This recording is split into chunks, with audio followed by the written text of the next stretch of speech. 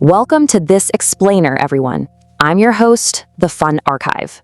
Look, today we're unpacking a really fascinating and honestly, a kind of uncomfortable psychological phenomenon I've been digging into lately. We are looking at that massive stressful tension between having these huge world-changing dreams and taking absolutely zero action to actually achieve them. If you've ever felt like you're just brimming with potential, but somehow totally stuck in neutral, we're going to explore exactly why that happens. So let's just dive right in. Plans everywhere, nothing started. I want you to literally imagine waking up 5 years from now.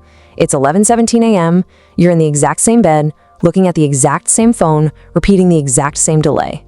You open up your laptop, right? And you just see notes everywhere. Brilliant ideas, super intricate strategies, bookmarks to 100 different resources, but nothing is actually started. You told yourself you'd start today, just like you told yourself yesterday. It's an incredibly uncomfortable mirror to look into, isn't it? It's that feeling that real change is always right around the corner, yet somehow you never actually turn that corner.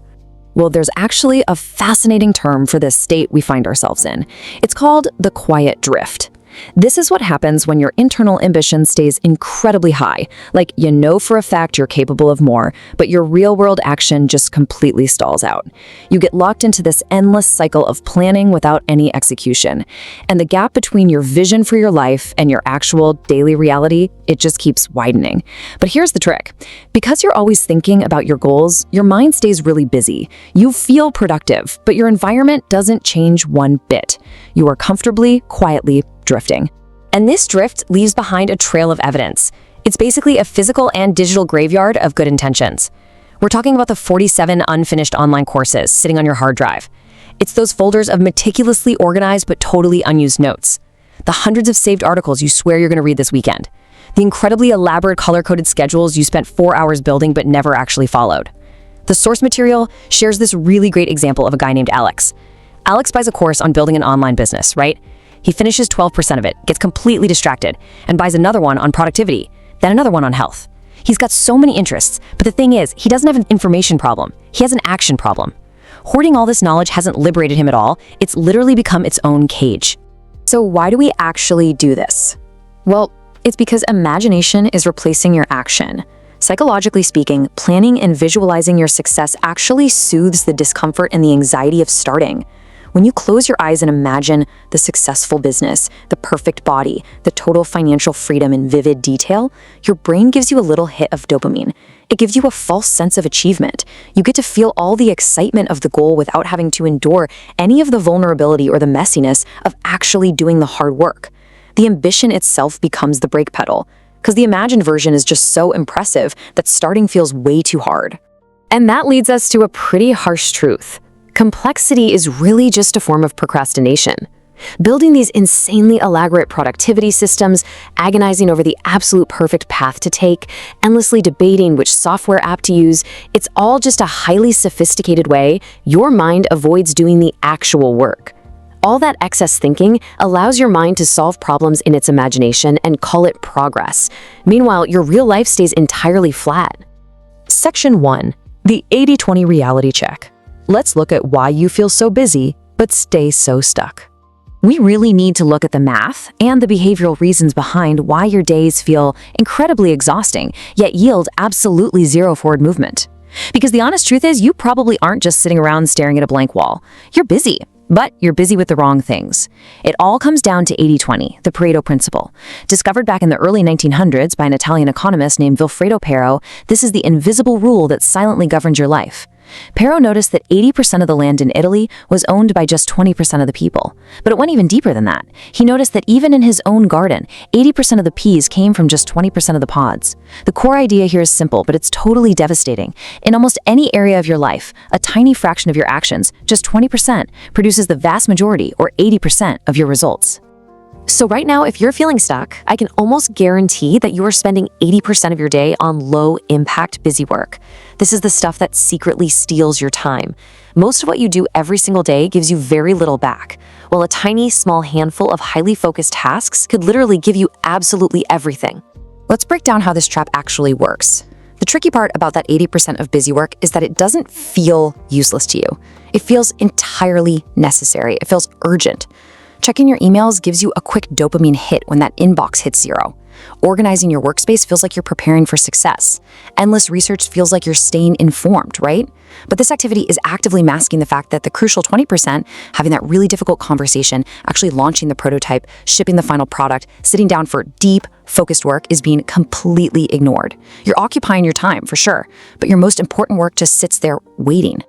Okay, section 2, escaping the comfort zone and doing the real work. If we actually want to break out of this quiet drift, we have to fundamentally change how we choose our tasks every single morning. We have to stop measuring our days by how full they were and start measuring them by what actually changed. But human beings naturally gravitate toward the easier, familiar work instead of the harder, effective work. Why is that? Because the brain literally loves safety. High-impact tasks are mentally demanding. Actually executing an idea is super uncomfortable.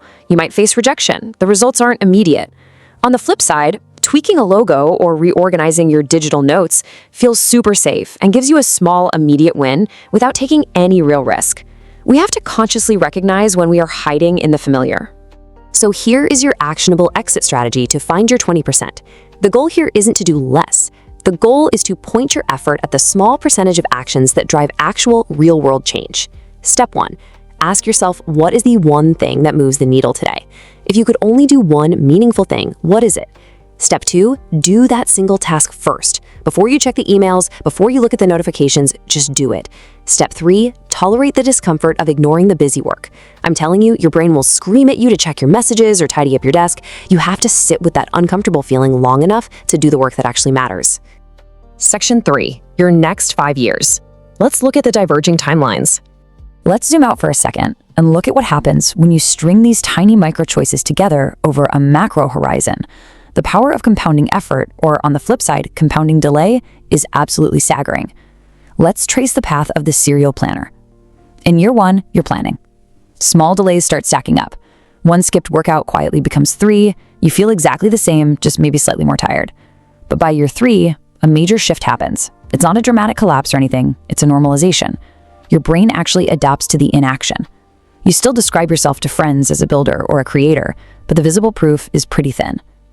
By year 5, your ambition didn't die. It just learned to live really quietly alongside a completely plateaued reality. Your career is safe, but it's stalled. You look in the mirror with this dull recognition. Guys, this is a life shaped by the repetition of comfortable delays. But imagine an alternative timeline for a second. Another version of you with the exact same starting point, but a completely different set of behaviors. In year 1, this version takes messy, imperfect, really uncomfortable action. They feel that massive pull to scroll social media, but instead, they open the document and work for just 10 minutes. It's ugly at first, but it begins. By year 3, an amazing thing happens, a complete identity shift. The daily struggle to be disciplined, it simply stops. Doing the work isn't a massive fight anymore. It just becomes who you are. The outside world starts catching up to your internal changes. And by year 5, you see incredible, meaningful progress. A capable body, meaningful work, and a life that is completely aligned with your ambition. Which brings us to a final, absolutely crucial question. Which version of yourself are you going to be in 5 years? The gap between those two timelines isn't talent, it isn't some stroke of luck, it's just repetition. It's either one repeated delay or one repeated small action. Your future is literally being shaped right now by what you choose to do when the resistance hits. So I challenge you, are you going to repeat the comfortable delay, or will you embrace the uncomfortable action today? Your life in 5 years is answering that question every single day. I'm the Fun Archive, and I really hope this explainer gave you the clarity to start pointing your energy at the 20% that truly matters. Start today.